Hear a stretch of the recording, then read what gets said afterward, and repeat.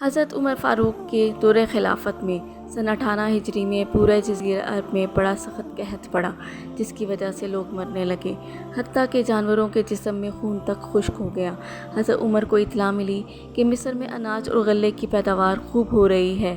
آپ نے وہاں کے گورنر حضرت عمرو بن عاص کو خط لکھا کہ یہاں حجاز میں غلے کی کمی ہے اور مصر میں اس کی فراوانی ہے، اس لیے تم یہاں والوں کے لیے غلہ روانہ کرو۔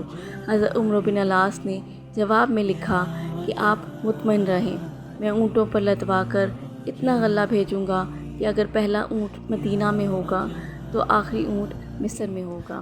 غرض یہ کہ غلہ آیا اور حضرت عمر نے اس کو تقسیم کر دینے کا حکم فرمایا اور لوگ آ کر غلہ لے جا رہے تھے۔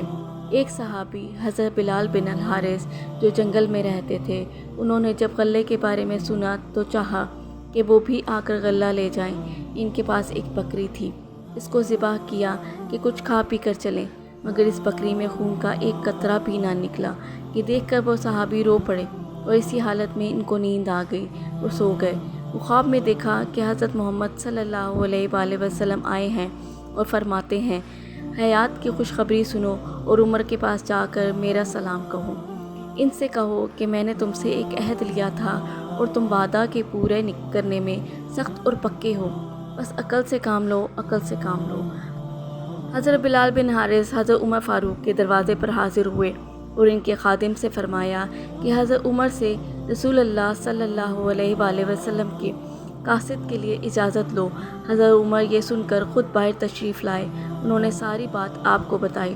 حضرت عمر گھبرا گئے اور باہر نکل کر لوگوں کو جمع کیا اور منبر پر کھڑے ہوئے اور فرمایا کہ میں تم کو اللہ کی قسم دے کر پوچھتا ہوں کہ کیا میرے طرز عمل میں آپ حضرات کوئی بات بری اور مکروہ دیکھتے ہیں؟ لوگوں نے کہا کہ نہیں۔ حضرت عمر نے صورتحال بیان کی تو بعض صحابہ نے کہا کہ آپ کی غلطی یہ ہے کہ آپ نے قحط سالی کے اس موقع پر اللہ سے مانگنے کے بجائے اپنے گورنر سے غلہ طلب کیا اور اللہ سے استسقاء پانی طلب نہیں کیا۔ یہ بات آپ صلی اللہ علیہ وآلہ وسلم کو پسند نہیں آئی اور اس پر آپ کو تنبیہ کی گئی ہے۔ حضرت عمر نے فرمایا کہ ہاں یہی بات ہے۔ پھر آپ نے نماز استسقاء پڑھی اور نبی اکرم صلی اللہ علیہ وآلہ وسلم کے چچا حضرت عباس کا واسطہ دے کر اللہ سے دعا فرمائی۔ اتنے میں لوگوں نے دیکھا کہ بادل منڈلا رہا ہے، پھر بارش ہونے لگی۔ اس واقعے سے معلوم ہوا ہے کہ اللہ ہی کی طرف سے ہر معاملے میں رجوع کرنا چاہیے، کیونکہ اللہ ہی حاجت روا ہے، مشکل کشا ہے۔